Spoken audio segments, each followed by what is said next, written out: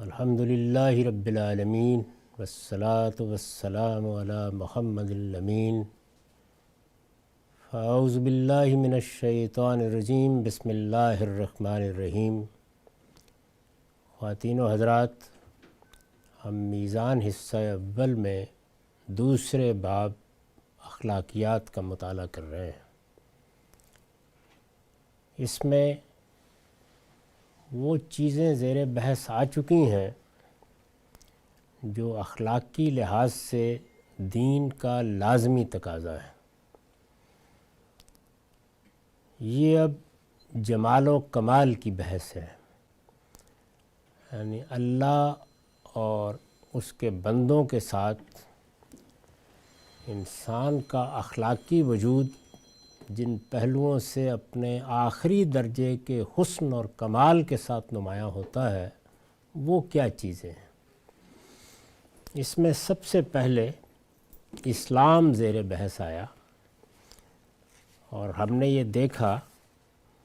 کہ سورہ احزاب کی جو آیت اس مدعا کے لیے سر عنوان ہے، اس میں یہ لفظ اپنے حقیقی مفہوم میں استعمال ہوا ہے، یعنی اس سے مراد مذہب اسلام کو اختیار کرنا نہیں ہے۔ یہ چیز تو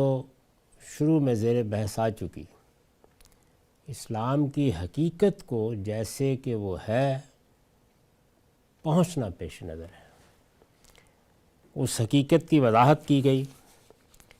اور اس کے آخر میں یہ بتایا گیا کہ اس حقیقت کا عملی نمونہ انبیاء علیہم السلام کی ذات والا صفات ہوتی ہے۔ ہمارے لیے ظاہر ہے کہ یہ حیثیت اب قیامت تک محمد الرسول اللہ صلی اللہ علیہ وسلم کو حاصل ہے۔ قرآن مجید نے اس کا صلہ یہ بیان کیا ہے کہ اگر اس درجے کو پانے کی صحیح کرو گے اور اطاعت سے بڑھ کر اتباع کا طریقہ اختیار کرو گے تو اللہ کی محبت حاصل ہوگی۔ یعنی ایک ہے کہ اللہ کی رحمت، اللہ کا عفو، اللہ کا درگزر، یہاں اب یہ ہے کہ اللہ کی محبت حاصل ہوگی، اللہ بھی تم سے محبت کرے گا۔ اس کے بعد میں نے لکھا ہے کہ یہ اتباع یعنی پیغمبروں کی اتباع، اور اب محمد الرسول اللہ صلی اللہ علیہ وسلم کی اتباع، یہ اتباع جس شعور اور جذبے کے ساتھ ہونی چاہیے، یعنی یہ ایسا نہیں ہے کہ انسان اندھا بن کے چل پڑتا ہے، یہ ایک عقلی فیصلہ ہے، اس کی بنیادیں اعلیٰ علم میں ہیں۔ یہ انسان کے اخلاقی وجود کا آخری ظہور ہے۔ یہ اتباع جس شعور اور جس جذبے کے ساتھ ہونی چاہیے، اس کی وضاحت استاذ امام امین احسن اصلاحی نے اس طرح فرمائی ہے۔ وہ لکھتے ہیں، رسول خدا کی معرفت کا مظہر کامل ہوتا ہے، یعنی جب ہم اپنے پروردگار کو پہچان لیتے ہیں۔ پہچان لینے کا مطلب یہ ہے کہ جس طرح اللہ تعالیٰ نے اپنی کتابوں میں اپنا تعارف کرایا ہے، اپنی صفات کا جو شعور ہمارے اندر پیدا کیا ہے، یہ بتایا ہے کہ تمہارا پروردگار کیسی ہستی ہے۔ جب اس اعتبار سے اس کی سچی پہچان پیدا ہو جاتی ہے تو پھر یہ خیال پیدا ہوتا ہے کہ یہ پہچان انسان کے اندر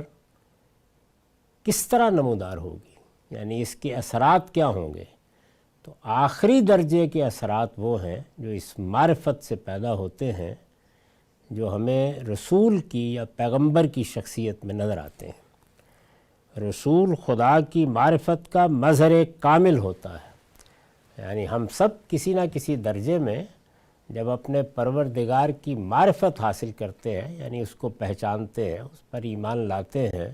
اس کو اپنا منعم حقیقی سمجھتے ہیں، اس کو اپنا رب خیال کرتے ہیں، تو ہمارے وجود میں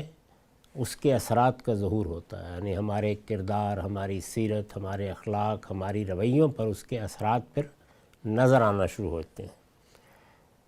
یہ جو کچھ بھی ظہور ہے، یہ اپنی کامل آخری صورت میں رسول کی ذات میں نمایاں ہوتا ہے۔ رسول خدا کی معرفت کا مظہر کامل ہوتا ہے اور اس کی ایک ایک ادا معرفت الہی کا نشان ہوتی ہے۔ یعنی ادھر سے آپ فلسفیانہ سطح پر معرفت حاصل کریں اور یہ سوچنے یا سمجھنے کی صحیح کریں کہ اس کا ظہور انسانی شخصیت میں کیسے ہوگا، یہ ایکڈیمک طریقہ ہے۔ اور آپ ادھر سے پیغمبر کی ایک ایک ادا کو دیکھیں تو یہ گویا خود پکار کر بتا رہی ہے کہ اس کا ظہور اسی معرفت سے ہو رہا ہے۔ رسول خدا کی معرفت کا مظہر کامل ہوتا ہے اور اس کی ایک ایک ادا معرفت الہی کا نشان ہوتی ہے۔ یعنی وہ بات کرتا ہے، وہ معاملہ کرتا ہے، وہ حکم دیتا ہے، وہ فیصلے کرتا ہے، وہ لوگوں کے ساتھ مختلف امور میں شرکت کرتا ہے، کسی کی ضیافت کرتا اور کسی کے ہاں مہمان ہوتا ہے۔ اس کی پوری زندگی، اس کا اٹھنا بیٹھنا، اس کی ایک ایک ادا سے یہ معلوم ہوتا ہے کہ ذات خداوندی کے ساتھ تعلق کا ظہور ہو رہا ہے۔ اس کی ایک ایک ادا معرفت الہی کا نشان ہوتی ہے۔ اس وجہ سے جو لوگ خدا سے محبت رکھتے ہیں وہ رسول کی ایک ایک ادا سے محبت رکھتے ہیں۔ یعنی یہاں اب صورتحال یہ نہیں ہے کہ رسول اللہ صلی اللہ علیہ وسلم نے کیا حکم دیا ہے، کیا دین کی باتیں بتائی ہیں، کن چیزوں کا پابند کیا ہے، وہ پیچھے زیر بحث آ چکی۔ وہ جہنم سے بچنے کے لیے، جنت میں جانے کے لیے دین کے ضروری تقاضے ہیں، وہ ہم بیان کرائے ہیں پیچھے۔ یہاں یہ ہے کہ آخری درجہ کیسے حاصل ہوگا، یعنی جو کچھ بھی ہمارے اخلاقی وجود کی تطہیر ہے وہ پورے حسن اور پورے جمال کے ساتھ کیسے نمایاں ہوگی۔ تو اس کا راستہ یہ ہے کہ رسول کی ایک ایک ادا کو دیکھا جائے، یعنی رسول کے اخلاقی وجود کو اپنے لیے آخری نمونہ بنا کر دیکھا جائے۔ تو ظاہر ہے کہ یہاں پھر یہ تقسیم نہیں ہوگی کہ کیا چیز حکم ہے، کیا چیز لازم ہے، کیا چیز واجب ہے۔ یہاں تو دیکھا جائے گا کہ اللہ کا رسول کن چیزوں کو پسند کرتا ہے، یعنی دینی اور اخلاقی لحاظ سے کن چیزوں کو پسند کرتا ہے، کن چیزوں کو مطمع نظر بناتا ہے، کیا رویے اختیار کرتا ہے۔ پھر عرض کر دوں کہ دینی اور اخلاقی لحاظ سے وہ چیز زیر بحث ہے۔ یہاں وہ رسول کی ایک ایک ادا سے محبت رکھتے ہیں، وہ رسول کے اندر وہ علم دیکھتے ہیں جو خدا کی معرفت سے حاصل ہوتا ہے۔ یعنی جب وہ اللہ کے رسول کی باتیں سنتے ہیں تو انہیں محسوس ہوتا ہے کہ اللہ کی بات کو ایسے سمجھنا چاہیے، اس کا فہم اس طرح کے رسوخ کا تقاضا کرتا ہے، اس کے حکم کو اس کے فروع کے ساتھ اس طرح اخذ کیا جاتا ہے۔ وہ جب رسول کے علم کو دیکھتے ہیں تو وہ ان کے لیے علم الہی کا منبع بن جاتا ہے۔ وہ رسول کے اندر وہ علم دیکھتے ہیں جو خدا کی معرفت سے حاصل ہوتا ہے، وہ عمل دیکھتے ہیں جو خدا کی معرفت سے پیدا ہوتا ہے۔ یعنی رسول جب گفتگو کرتا ہے، بات کرتا ہے، کسی دینی بات کی وضاحت کرتا ہے تو انہیں صاف نظر آ جاتا ہے کہ اس کے پیچھے ذات خداوندی کی سچی معرفت ہے جو رسول کے علم میں ایک چشمے کی طرح ابل رہی ہوتی ہے۔ وہ عمل دیکھتے ہیں جو خدا کی معرفت سے پیدا ہوتا ہے۔ ظاہر ہے کہ اس کا ظہور صرف رسول کی بات میں، رسول کے فیصلوں میں، رسول کے اجتہادات میں، رسول کی تفہیم و تبیینی میں نہیں ہوتا، بلکہ اس عمل میں بھی ہوتا ہے۔ اس سے بھی معلوم ہوتا ہے کہ ایک بندہ مومن کو اگر خدا کی سچی معرفت حاصل ہے اور آخری درجے میں حاصل ہے تو وہ کس طرح بیہیو کرے گا، کیا عمل ہوگا اس کا۔ وہ عمل دیکھتے ہیں جو خدا کی معرفت سے پیدا ہوتا ہے،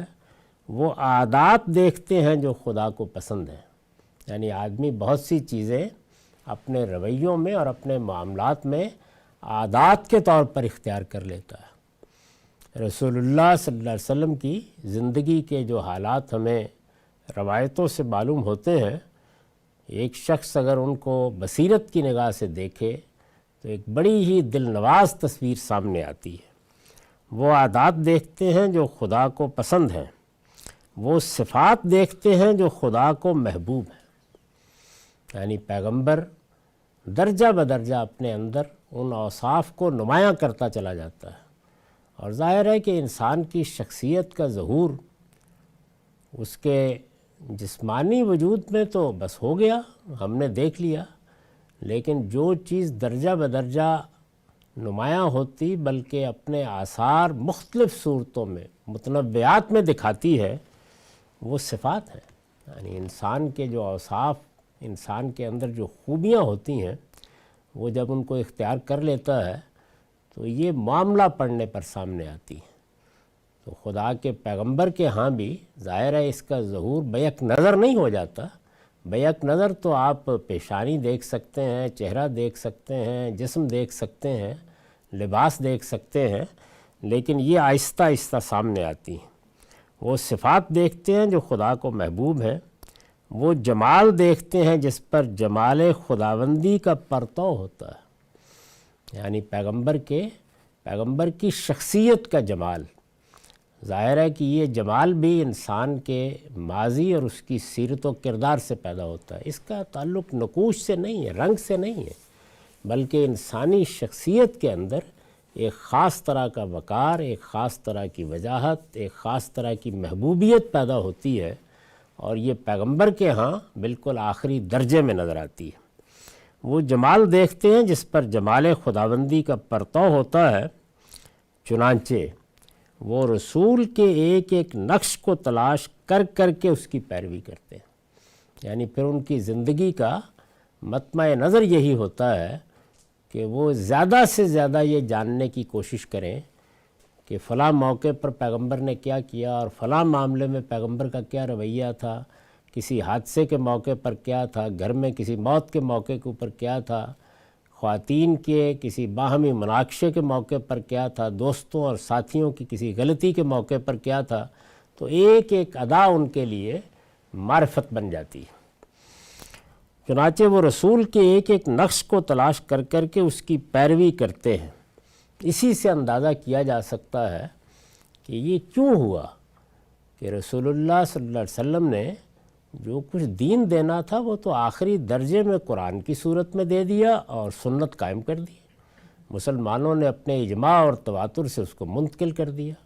اس کے لیے اب کسی دوسری طرف دیکھنے کی ضرورت ہی نہیں تھی، لیکن اس کے باوجود جب ان لوگوں نے کوئی بات بیان کرنا شروع کی جو رسول اللہ کے ساتھ رہے تھے یا انہوں نے رسول اللہ کی باتیں سنی تھیں، تو لوگ لپک پڑے اس کو لینے کے لیے، اور ہمارے ہاں ہزاروں کی تعداد میں وہ چیزیں حدیث اور تاریخ کی کتابوں میں نقل ہونا شروع ہو گئیں۔ کوئی شخص اگر یہ بتاتا کہ میں گیا تھا، میں نے بات سنی تھی، میں گیا تھا، میں نے یہ کام کرتے دیکھا تھا، تو یہ چیز لوگوں کے لیے انتہائی کشش کا باعث بنی۔ اس کا باعث یہ ہے، چنانچہ وہ رسول کے ایک ایک نقش کو تلاش کر کر کے اس کی پیروی کرتے ہیں، اور چونکہ یہ سب کچھ خدا کی محبت میں کرتے ہیں، اس وجہ سے وہ اللہ تعالیٰ کی طرف سے اس کا یہ صلہ پاتے ہیں کہ وہ اللہ کے محبوب بن جاتے ہیں۔ یعنی یہ کیوں کرتے ہیں؟ کیا رسول کے ساتھ ان کا کوئی خاندانی رشتہ ہوتا ہے؟ کیا رسول کے ساتھ ان کو کسی کاروباری منفعت کا احساس ہوتا ہے؟ اس لیے کہ وہ اللہ کا رسول ہے، اللہ کا پیغمبر ہے، اللہ نے اس کو اپنا نمائندہ بنایا ہے، اس کے ذریعے سے اللہ تعالیٰ اپنا پیغام پہنچا رہے ہیں، اس کے گرد و پیش میں اللہ نے پہرے لگا رکھے ہیں، اللہ تعالیٰ اس کی عصمت کی حفاظت کر رہے ہیں۔ یہ چونکہ ساری باتیں دین کے بنیادی مقدمات سے محکم طور پر معلوم ہو جاتی ہیں،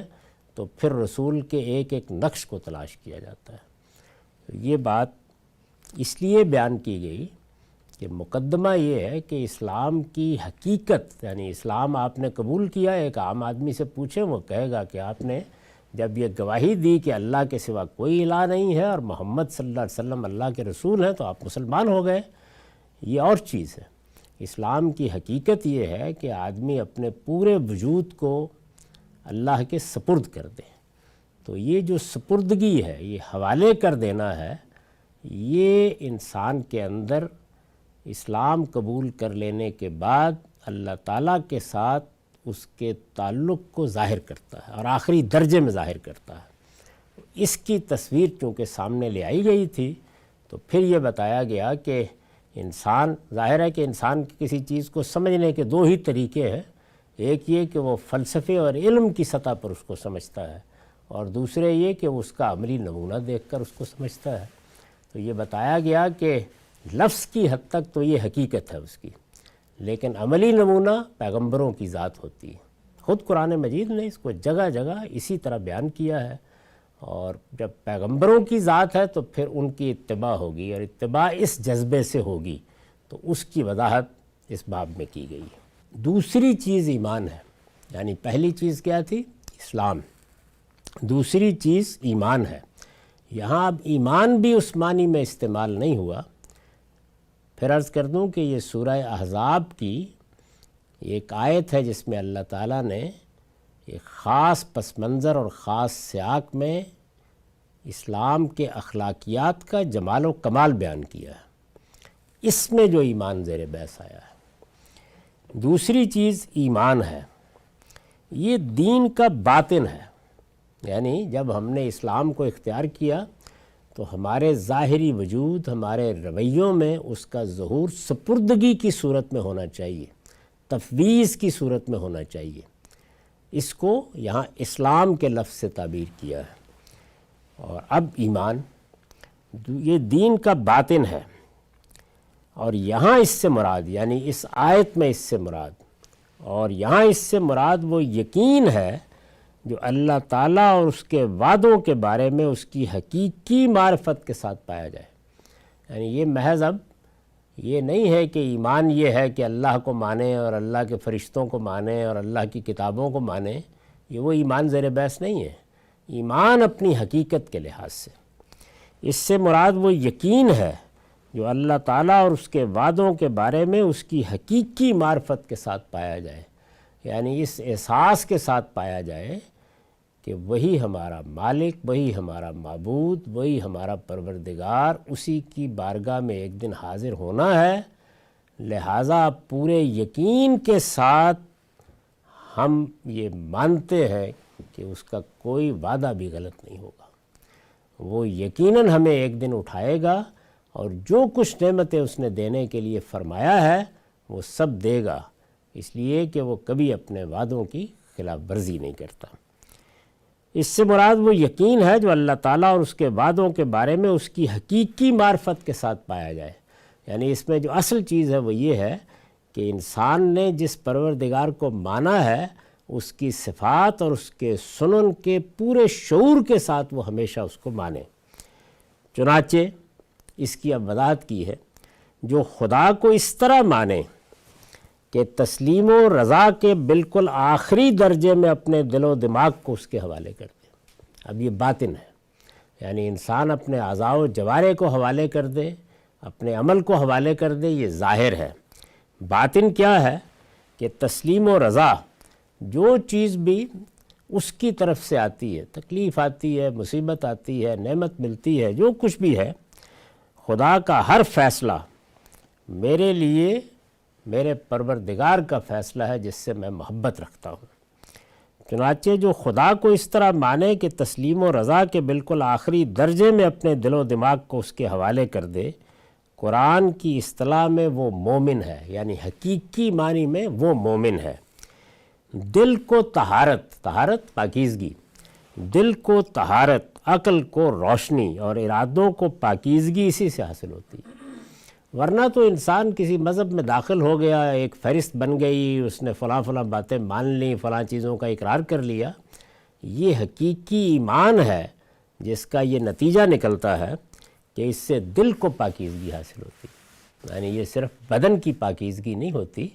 بلکہ دل کی پاکیزگی ہوتی ہے۔ دل کی پاکیزگی کے معنی کیا ہے؟ ظاہر ہے اب حسد اور کینہ اور بغض اور دوسروں کو نقصان پہنچانے کی تدبیریں اور سازشیں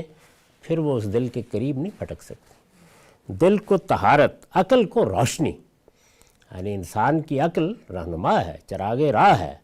لیکن اس کو ہر وقت ایک روشنی کی ضرورت ہوتی ہے کہ یہ کہیں خواہشات کے تابع نہ ہو جائے، کہیں جذبات سے مغلوب نہ ہو جائے، کہیں رشوت نہ لے لے، تو اس کو بھی روشنی حاصل ہوتی ہے اس سے۔ دل کو طہارت، عقل کو روشنی اور ارادوں کو پاکیزگی، یعنی ایک ہے کہ عمل میں پاکیزگی کا ظہور ہوا، ارادہ پاکیزہ رہے، انسان کے اندر کسی چیز کے لیے پہلے علم پیدا ہوتا ہے یا اس کے پاس موجود علم شعور کی سطح پر آتا ہے، اس کے بعد جو چیز قول اور فعل کو وجود میں لانے کا باعث بنتی ہے وہ ارادہ ہے انسان کا۔ تو یہ ارادے پاکیزہ ہو جائے آخری درجے میں، ان کے اندر بھی کسی کے لیے کوئی بغض، کوئی کینہ، کوئی دشمنی، کسی سازش، کسی مکروہ عمل کا کوئی شائبہ باقی نہ رہے۔ دل کو طہارت، عقل کو روشنی اور ارادوں کو پاکیزگی اسی سے حاصل ہوتی ہے، یعنی اس ایمان سے، اللہ تعالیٰ کے ساتھ اس طرح کے تعلق سے۔ یہی ایمان ہے جو علم و عمل دونوں کو ایک ساتھ متاثر کرتا اور انسان کے پورے وجود پر حاوی ہو جاتا ہے۔ یعنی ایسا نہیں ہے کہ اس میں اگر فی الواقع یہی چیز انسان کے اندر موجود ہے تو آپ کسی ایک زاویے میں دیکھیں گے تو بڑی پاکیزگی نظر آئے گی، اور اگلے ہی لمحے ممکن ہے کہ اس چیز کا ظہور بالکل تاریکی اور ظلمتوں کی صورت میں ہو جائے۔ اس کا نتیجہ یہ نکلتا ہے کہ علم میں دیکھیں تو وہاں پاکیزگی، عمل میں دیکھیں تو وہاں پاکیزگی۔ کا یہ مطلب ہرگز نہیں ہے کہ اس سے کوئی غلطی نہیں ہوتی، یعنی اس کا پورا علمی پروسیس تعصبات سے پاک ہوتا ہے، صحیح راہ پر ہوتا ہے، وہ ہر وقت صحیح بات کو، حق کو قبول کرنے کے لیے تیار ہوتا ہے، اس کے اندر حق کے مقابلے میں اکڑنے کا کوئی تصور نہیں ہوتا۔ اور عمل کو دیکھے تو کوئی شیخی نہیں ہے، کوئی دون کی لینے کا انداز نہیں ہے، کوئی اپنے آپ کو بڑی چیز سمجھنے کا تصور نہیں ہے، کسی تکبر کا کوئی ظہور نہیں ہے، کسی کی غیبت، کسی کی دشمنی، کسی کو نیچا دکھانے کے کوئی احساسات نہیں ہیں۔ تو پھر کیا ہوتا ہے کہ علم اور عمل دونوں میں جب اس طرح کے کسی انسان کو دیکھیں تو یہ معلوم ہوتا ہے کہ جو ایمان ہے اندر وہ ایسا نہیں ہے کہ محض ایک عقیدے کے طور پر تھا، بلکہ وہ ایک ایسی روشنی کی صورت میں ہے کہ جس چیز میں بھی دیکھیں تو آپ کو ایک راحت کا احساس ہوتا ہے۔ یہ ذہن میں رکھیے کہ ہمہ شمہ یعنی ہم عام انسان جو ہیں، ہمارے ہاں یہ آخری درجہ تو کون پا سکتا ہے؟ اسی وجہ سے اوپر بیان کیا ہے کہ یہ اصل میں پیغمبر ہیں جو اس کا اعلیٰ ترین نمونہ ہوتے ہیں۔ تو یہ جمال و کمال کی تفصیل ہے۔ یہی ایمان ہے جو علم و عمل دونوں کو ایک ساتھ متاثر کرتا ہے اور انسان کے پورے وجود پر حاوی ہو جاتا ہے، یعنی اب کوئی چیز باقی نہیں رہتی۔ جس طرح سے اگر آپ کسی جگہ پہ بیٹھے ہوئے ہیں اور آپ نے ایک دیا جلایا ہے اور کسی ایک کونے میں رکھ دیا تو وہاں تو روشنی ہوگی، لیکن ہو سکتا ہے کہ دوسرے جانب دیکھیں تو وہاں تاریکی ہو۔ یہ گھر کے سب سے بلند مقام پر دیا رکھتے ہیں تو جیسے اس کی روشنی چاروں طرف پھیل جاتی ہے، سچا ایمان اور سچی معرفت اسی طرح انسان کے وجود میں ظاہر ہوتی ہے، پورے وجود پر حاوی ہو جاتا ہے۔ اب جب یہ چیز پیدا ہو جاتی ہے، یعنی باطن کے اندر یہ چیز آ جاتی ہے، تو پھر کیا ہوتا ہے؟ پھر اللہ کے ذکر اور اس کی آیتوں کی تلاوت اور انفس و آفاق میں ان آیتوں کے ظہور سے اس میں افزونی ہوتی ہے۔ یعنی وہ اپنے اندر جب یہ چیز پیدا کر لیتا ہے تو پھر اللہ یاد کرائیے، یعنی ہو سکتا ہے کہ کسی وقت ذرا سی تاریکی کا احساس ہو، کسی وقت جذبات کا غلبہ ہو جائے، کسی موقع کے اوپر کوئی غلط قدم اٹھانے کے لیے تیار ہو جائے، یاد دلائیے۔ اللہ جیسے ہی یاد آتا ہے تو نہ صرف یہ کہ وہ تاریکی ختم ہو جاتی ہے، بلکہ اس ایمان میں اور اس روشنی میں افزونی ہوتی ہے، بڑھتی ہے۔ اس کی آیتوں کی تلاوت، یعنی اللہ تعالیٰ نے اپنی کتاب دے رکھی ہوئی ہے، یہ کتابیں صدیوں سے انسانوں کے پاس رہی ہیں۔ اسی طریقے سے جس طرح کہ قرآن سے تصویر آتی ہے کہ تورات کے لوگ تورات پڑھتے رہے اور زبور والے زبور پڑھتے رہے اور انجیل والے انجیل پڑھتے رہے، ہمارے لیے بھی وہ اللہ کی کتابیں ہیں، لیکن اللہ تعالیٰ کے کلام کا آخری اور مستند ترین ظہور کیا ہے؟ قرآن مجید۔ تو اس کی آیتوں کی تلاوت اور انفس و آفاق میں ان آیتوں کے ظہور سے اس میں افزونی ہوتی ہے، یعنی اللہ نے جو بات ان آیتوں میں کہی ہے پھر وہی چیز اس کو اپنے نفس میں نظر آتی ہے، انسانوں میں نظر آتی ہے، اور وہی چیز اس کو پھر پورے کائنات میں نظر آتی ہے، یعنی وہ اللہ کی نشانیوں کو دیکھتا ہے تو اس میں بھی افزونی ہوتی ہے۔ وہ کسی شخص میں اچھے کردار کا ظہور دیکھتا ہے، کسی کو خدا ترسی میں نمایاں دیکھتا ہے، وہ اللہ تعالیٰ کی کسی آیت کا آفاق میں ظہور دیکھتا ہے، اس کے لیے پھر بارش ہوتی ہے تو وہ بھی، اس کے لیے طوفان آتا ہے تو وہ بھی، اس کے لیے رحمت برستی ہے تو وہ بھی، ہر چیز گویا اس کے ایمان میں اضافے کا باعث بنتی چلی جاتی ہے۔ اللہ تعالیٰ کا ارشاد ہے، اس سورہ انفال کی دوسری آیت ہے، انما المؤمنون الذین اذا ذکر اللہ وجلت قلوبہم واذا تلیت علیہم آیاتہ زادتہم ایمانا وعلی ربہم یتوکلون۔ یاد رکھو اہل ایمان تو وہی ہیں، یعنی حقیقت میں وہی ہیں، اپنے کمال پر وہی ہیں۔ یاد رکھو اہل ایمان تو وہی ہیں کہ جب اللہ کا ذکر کیا جائے تو ان کے دل دہل جاتے ہیں۔ یہاں ظاہر ہے کہ پس منظر یہ ہے کہ اللہ تعالیٰ کی طرف سے کسی عذاب کی بات کی جائے، اللہ تعالیٰ کی طرف سے کوئی تنبیہ نازل ہو، اللہ تعالیٰ کی طرف سے کسی چیز پر توجہ دلائی جائے۔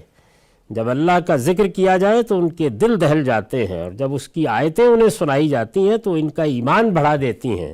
اور وہ ہر معاملے میں اپنے پروردگار ہی پر بھروسہ رکھتے ہیں، یعنی پھر ان کی پوری زندگی اللہ تعالیٰ پر توکل اور اعتماد کی زندگی ہوتی ہے۔ نبی صلی اللہ علیہ وسلم نے اسی کے بارے میں فرمایا ہے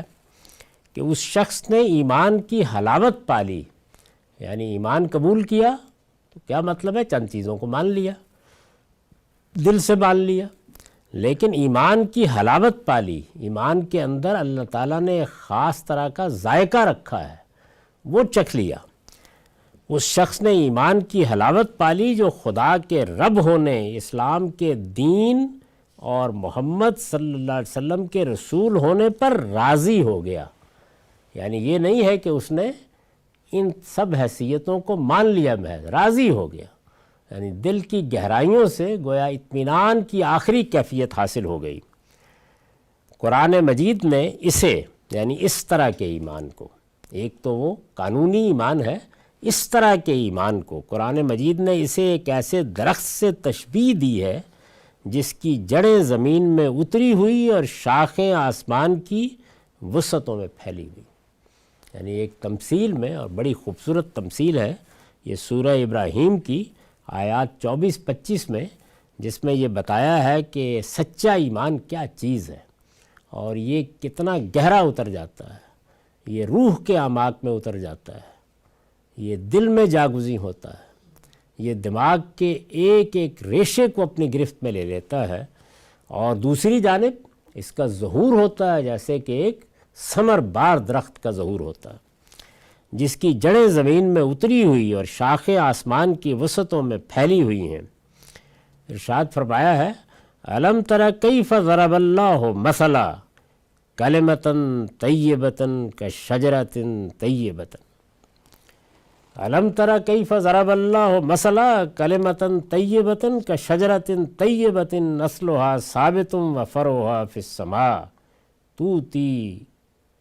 اکلها کل حین باذن ربها ویضرب اللہ الامثال للناس لعلہم یتذکرون۔ کیا تم نے دیکھا نہیں کہ اللہ نے کلمہ طیبہ کی، یعنی ایمان کے پاکیزہ کلمے کی، کیا تم نے دیکھا نہیں کہ اللہ نے کلمہ طیبہ کی مثال کس طرح بیان فرمائی ہے؟ وہ ایک شجرہ طیبہ کی مانند ہے، ایک پاکیزہ درخت کی مانند ہے، وہ ایک شجرہ طیبہ کے مانند ہے جس کی جڑیں زمین میں اتری ہوئی اور جس کی شاخیں فضا میں پھیلی ہوئی ہیں۔ وہ اپنے پروردگار کے اذن سے اپنا پھل ہر فصل میں دیتا رہتا ہے،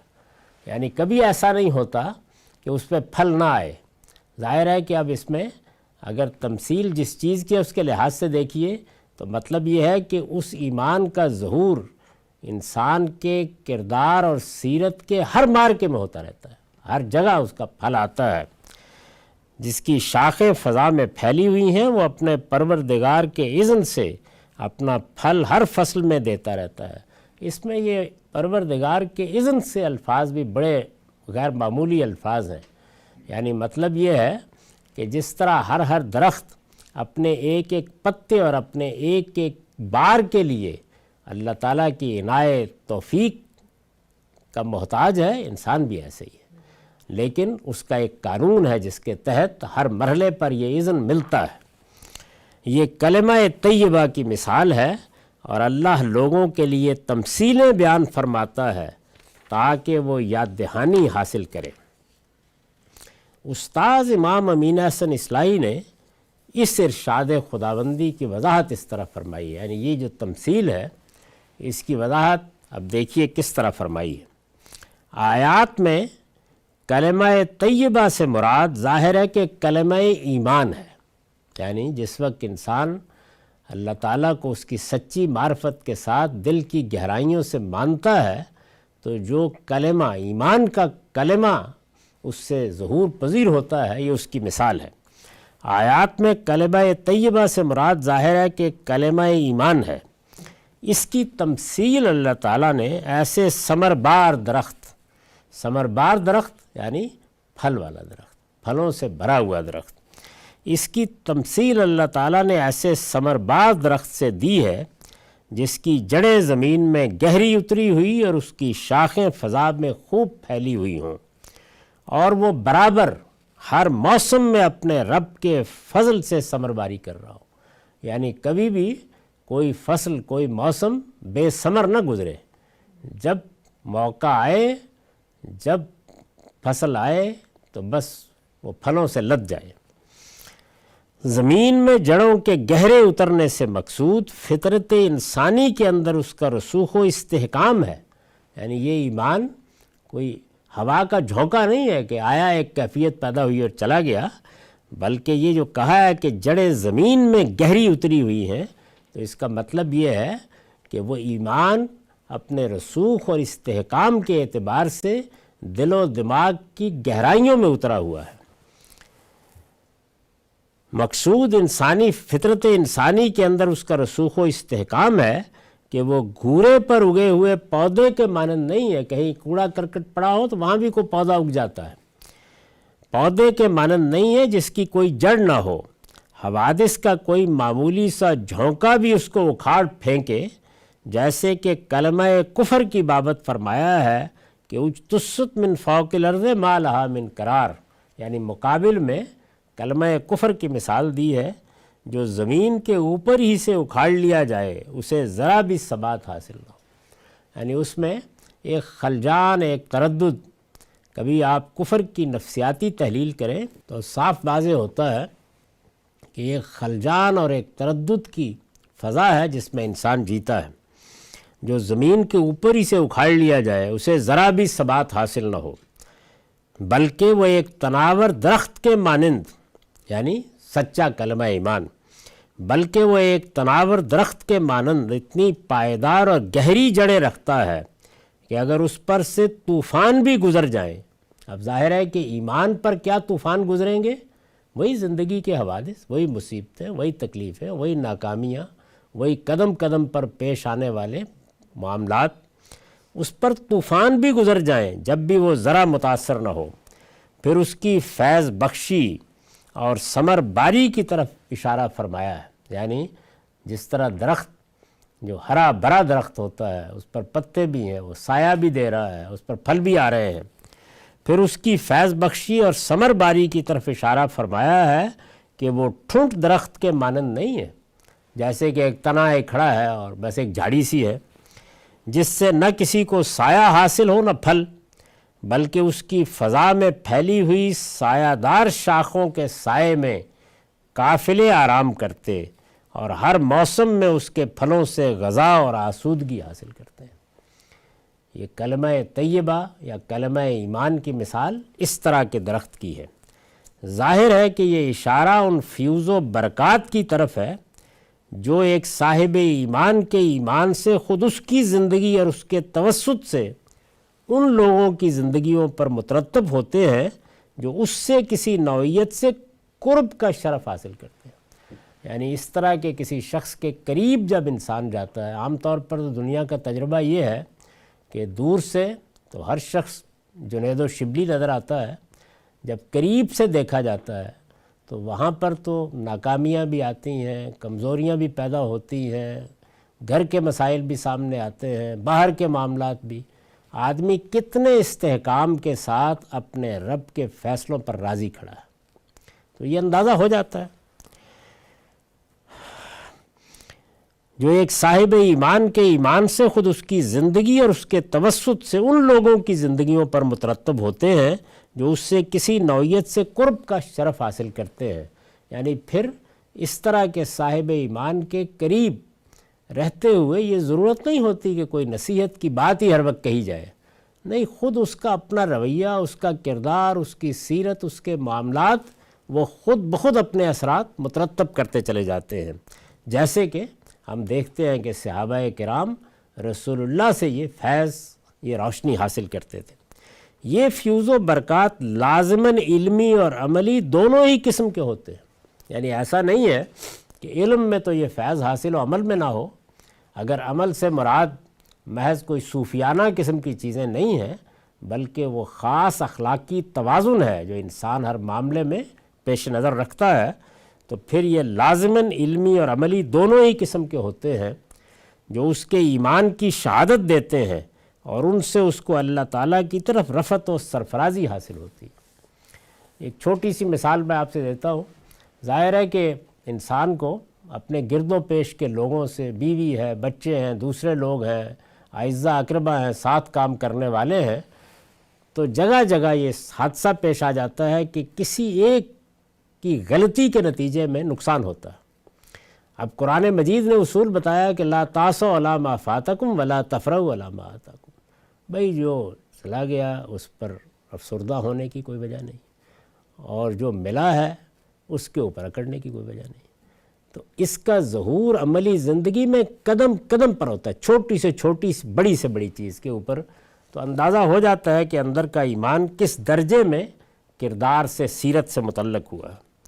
اور ان سے اس کو اللہ تعالیٰ کی طرف رفعت و سرفرازی حاصل ہوتی ہے۔ یہی ایمان ہے، یعنی ایک ایمان میں نے پھر عرض کیا وہ ہے کہ جس کے بعد آدمی مسلمان ہوتا ہے، یہ ایمان کی حقیقت ہے۔ یہی ایمان ہے جس کا یہ تقاضا قرآن میں بیان ہوا ہے کہ دنیا کی کوئی چیز بھی اس کے حاملین کو اللہ اور رسول سے زیادہ محبوب نہیں ہونی چاہیے، یعنی یہ اس کا نتیجہ ہے۔ یہ ایمان ہے کہ پھر اللہ اور اللہ کے رسول کے مطالبات جب سامنے آتے ہیں، اور اس کا بھی کامل ترین ظہور کہاں ہوا تاریخ میں؟ صحابہ کرام کی زندگی میں، یعنی یہ چیز سامنے آتی ہے تو پھر کوئی چیز بھی اللہ اور رسول سے زیادہ محبوب نہیں رہتی۔ اس کو بھی دیکھیے کہ کیسے بیان کیا ہے۔ سورہ توبہ کی یہ آیت 24 ہے، قُلْ إِنْ كَانَ آبَاؤُكُمْ وَأَبْنَاؤُكُمْ وَإِخْوَانُكُمْ وَأَزْوَاجُكُمْ وَعَشِيرَتُكُمْ وَأَمْوَالٌ اقْتَرَفْتُمُوهَا وَتِجَارَةٌ تَخْشَوْنَ كَسَادَهَا وَمَسَاكِنُ تَرْضَوْنَهَا أَحَبُّ عَلَيْكُمْ، معاف کیجیے گا، احب الیکم من اللہ ورسولہ وجہاد فی سبیلہ فتربصوا حتی یاتی اللہ بامرہ واللہ لا یہدی القوم الفاسقین۔ ان سے کہہ دو اے پیغمبر کہ اگر تمہارے باپ اور تمہارے بیٹے، تمہارے بھائی، تمہاری بیویاں، تمہارا خاندان اور تمہارا وہ مال جو تم نے کمایا ہے، اور وہ تجارت جس کے مندے سے تم ڈرتے ہو، اور تمہارے وہ گھر جنہیں تم پسند کرتے ہو، یہ سب تمہیں اللہ سے، اس کے رسول سے اور اس کی راہ میں جہاد سے زیادہ عزیز ہیں، تو انتظار کرو یہاں تک کہ اللہ اپنا فیصلہ صادر کر دے، اور جان لو کہ اس طرح کے بدعہد لوگوں کو اللہ رایاب نہیں کرے گا۔ یہ جو لب و لہجہ ہے سورہ توبہ میں، یہ بتا رہا ہے کہ صحابہ کرام سے نیچے کے درجے میں کوئی چیز گوارا ہی نہیں تھی، یعنی وہاں تقاضا ہی یہ تھا کہ یہ شرف تم کو حاصل ہوا ہے کہ اللہ کے رسول کی تمہارے اندر بعثت ہوئی ہے، اور تم براہ راست ان کے ہاتھ پر ایمان لائے ہو، تو اب بس یہی درجہ ہے جس کو پانے کی جدوجہد کرنی ہے۔ اس میں لوگ یعنی اوپر سے دیکھنے کے بعد کہیں نیچے بھی رہ جاتے تھے۔ عام حالات میں نیچے سے ہم دیکھتے ہیں یہ ضروری چیزیں ہیں، یہ فرائض ہیں، یہ واجبات ہیں، اور پھر اوپر کی منزل کی طرف انسان کو آگے بڑھنے کی تعلیم دیتے ہیں۔ تو یہاں بالکل دوسری صورت ہے۔ چنانچہ صحابہ کرام کے معاملے میں اگر پورے قرآن کو آپ پڑھیں تو یہی چیز ہے کہ جس کو بار بار ان کے سامنے رکھا ہے، اور یہ کہا ہے کہ یہ بہت بڑا شرف بھی ہے اور بڑی ذمہ داری بھی ہے، تم سے اصلاً مطلوب ہی یہی ہے، تمہیں اسی درجے تک پہنچنا ہے اور معاملات کو اسی طرح دیکھنا ہے۔ یہ بحث ابھی جاری ہے، ہمارا وقت ختم ہو گیا۔ اقول قولی ھذا واستغفر اللہ لی ولکم ولسائر المسلمین۔